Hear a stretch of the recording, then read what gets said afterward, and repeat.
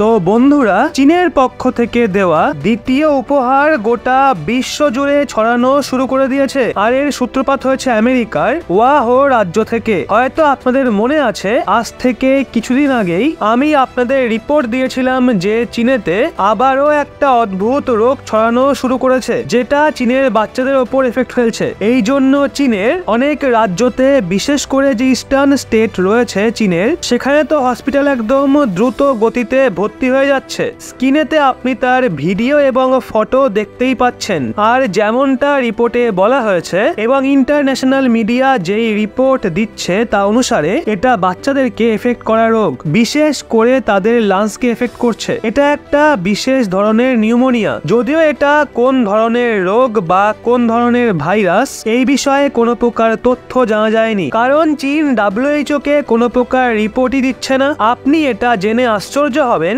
বা আপনার এটা জেনে খুব রাগও হতে পারে যে গত প্রায় 1 মাস ধরে WHO লিটারেলি নিজেরা নতমস্তক হয়ে চীনকে রিকোয়েস্ট করেছে যে পুরো বিশ্বের জন্য হলেও প্লিজ আমাদের এই রোগ সংক্রান্ত কিছু ডেটা দাও, যা থেকে এটা জানা যেতে পারে যে এটা কোনো ধরনের ভাইরাস নাকি ব্যাকটেরিয়া, কিভাবে এটা রোগীদের মধ্যে ছড়ায়, এর ইনফেকশন রেট কি, যাতে এটা যদি কোনো নতুন প্রকারের ভাইরাস হয় যেমন করোনা ছিল, তাহলে আমরা বিশ্বের বিভিন্ন দেশকে আগে থেকে সতর্ক করতে পারবো। আর এটা ছড়িয়ে পড়ার আগে এর যে ভ্যাকসিন বা ওষুধ রয়েছে সেটা তৈরি করে নিজেদের দেশের বাচ্চাদের দিতে পারবো, যাতে কারোর কোনো ক্ষতি না হয়। কিন্তু চীন কারো কথা শুনতেই রাজি নয়। আপনি জেনে আশ্চর্য হবেন যে চীন এখনো পর্যন্ত WHO তো ছেড়েই দিন, বিশ্বের কোনো সংস্থা বা বিশ্বের কোনো দেশকে এই রোগের বিষয়ে কোনো প্রকার তথ্যই দেয়নি। চীন এটাকে লুকানোর চেষ্টায় রয়েছে। আর এই বিষয়ে কি বলছে চায়না বলছে এটা নর্মাল প্রকারের সর্দি জ্বর, যেটা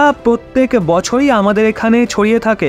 WHO এটা বলেছে, এর সাথে বাকি দেশে একই কথা বলেছে যে আমরা মেনে নিচ্ছি যে এটা নর্মাল প্রকারের কোনো সর্দি জ্বর, কিন্তু তারপরও আমাদের ডেটা দিয়ে দাও। ডেটা দিতে কি আর সমস্যা রয়েছে, আমরা নিজেরা একবার চেক করে নেব আর আমাদেরও শান্তি হয়ে যাবে। কিন্তু চায়না এই কথা শুনতে একদমই রাজি নয়। চীন এখন গোটা বিশ্বরই চিন্তা বাড়িয়ে দিয়েছে, কারণ যদি সত্যি এটা কোনো সর্দি জ্বর হতো তাহলে চীন তো ডেটা প্রোভাইড করেই দিত, কিন্তু এখানে কিছু না কিছু বড় বিষয় তো রয়েছে, তাই জন্য চীন সেটাকে লুকানোর চেষ্টায় রয়েছে। কিন্তু যেখানে চীন এটাকে লুকানোতে ব্যস্ত, তখন অন্যদিকে বিশ্বের দ্বিতীয় কোনায় আমেরিকার ওয়াহো রাজ্যতে এমনই রোগ ছড়ানো শুরু করেছে যেটা শুধুমাত্র বাচ্চাদেরকে এফেক্ট করছে। আপনি স্ক্রিনের ওপর আর্টিকেল দেখতে পারেন, প্রায় 150-রও বেশি এমন রোগী সামনে এসছে আমেরিকার ওয়াহো রাজ্যের একটা বিশেষ এলাকা থেকে, যেখানে চীনের মতো সেম রোগের সিমটম দেখা যাচ্ছে এবং বিভিন্ন যারা ল মেকার্স রয়েছেন তারা ভয় পাচ্ছে।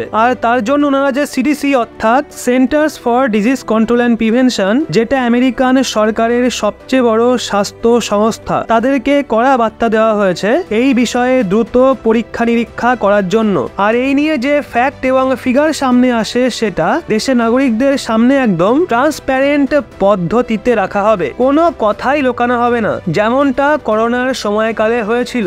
এইবার দেশের নাগরিকদের সব কথা খুলে বলা হবে। যদি কোনো প্রকার সমস্যা দেখা যায় তো একদিকে যেখানে আমেরিকাতে এই বিষয়টা নিয়ে সবাই ভয় রয়েছে, অন্যদিকে ভালো কথা হলো ভারত সরকার কিছুদিন আগেই এই নিয়ে কাজ করা শুরু করে দিয়েছিল। আর এই সমস্যার সাথে মোকাবিলা করার জন্য আমরা সম্পূর্ণভাবে তৈরি রয়েছি, আমাদের কোনো প্রকার সমস্যা হবে না। কিন্তু এখন তো প্রার্থনা এটা করা উচিত এটা যেন সত্যি নর্মাল সর্দি জ্বর হয়, যেটা শীতের সময় আসে আবার পরবর্তীতে চলেও যায়। এটা যেন নতুন না কোনো ভাইরাস হয়, যেন এটা আবার বিশ্বকে দেওয়া চীনের নতুন কোনো উপহার না হয়, কারণ গোটা পৃথিবী সবে করোনার সঙ্গে লড়াই করে একটু মাথা তুলে দাঁড়িয়েছে। এবার যদি আবার পৃথিবীর ওপর করোনার মতো কোনো ধাক্কা আসে তাহলে কিন্তু সেটা সামাল দিয়ে ওঠা ভীষণই কঠিন হয়ে দাঁড়াবে। তো বন্ধুরা, এই বিষয়ে আপনাদের কি মনে হয় কমেন্টে অবশ্যই জানান। আর এরকমই লেটেস্ট ইনফরমেটিভ ভিডিও পেতে চোখ রাখুন রহস্য বাংলার পর্দায়।